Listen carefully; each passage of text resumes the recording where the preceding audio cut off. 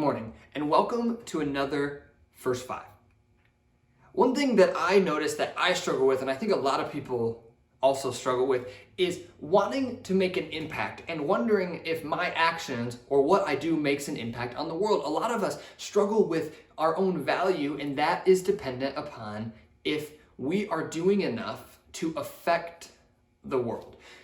I really want to influence people, and I really want to bring something good to the world. But a lot of times, I'll get to the end of the day and I'll wonder, did what I do today matter? Was it significant enough? Did I do enough? Did I make a big enough impact? And this question is dangerous because it'll often lead us to a low self-worth and a low self-value because we won't think we're making an impact. And often we relate this to our experiences within the church or within our Christianity as well, because when we look at our lives, we think about the big moments.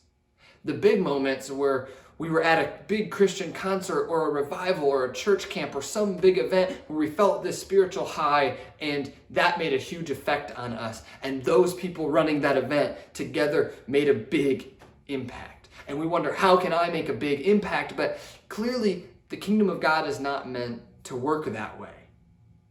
And we know that because of the way Jesus was. And Jesus purposefully dove into the lives of 12 people who he called his disciples.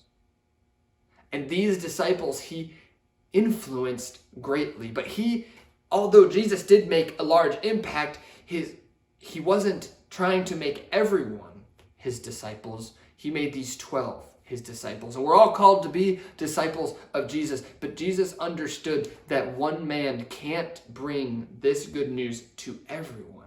It had to be a team effort. And so he had to make the team because he understood how the kingdom of God worked. In Luke chapter 13, verse 18, he's talking about the kingdom of God. So starting in verse 18, it says, "Then Jesus asked, 'What is the kingdom of God like? What shall I compare it to? It is like a mustard seed which a man took and planted in his garden. It grew and became a tree, and the birds of the air perched in its branches.' Again he asked, 'What shall I compare the kingdom of God to? It is like yeast that a woman took and mixed into a large amount of flour until it worked all through the dough.'" Jesus expresses an understanding in small actions having a large impact. As long as you pick the important ones.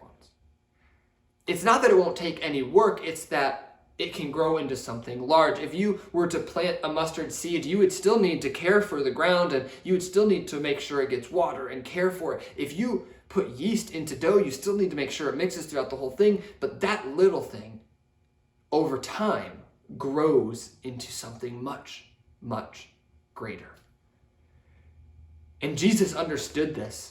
And that's why Jesus calls us to make any impact and let that impact grow. Because if you're truly trying to grow the kingdom of God with everything that you do, the little things that you do even will grow. And they'll have an impact that you may never see. You may plant your figurative mustard seed and never come back to see the tree. But that's okay. So let's be careful today as Christians as we walk throughout the world and we look into the world and go, how am I impacting the world? First, change your language and think, how am I helping the kingdom of God affect the world? And no matter how big your action is, as long as that action is forwarding the kingdom, you can trust that the kingdom of God will grow into something much bigger than the impact you believe you have. Just keep your eyes on Jesus, and Jesus will teach you to grow. And he'll teach you how to plant the right seeds so that they can grow into magnificent trees. And this is how we can bring the kingdom of God to the world. Not some grand event, but little things that are constantly planting seeds of the kingdom and watching them grow. Have a great day, and we'll see you later for another First Five.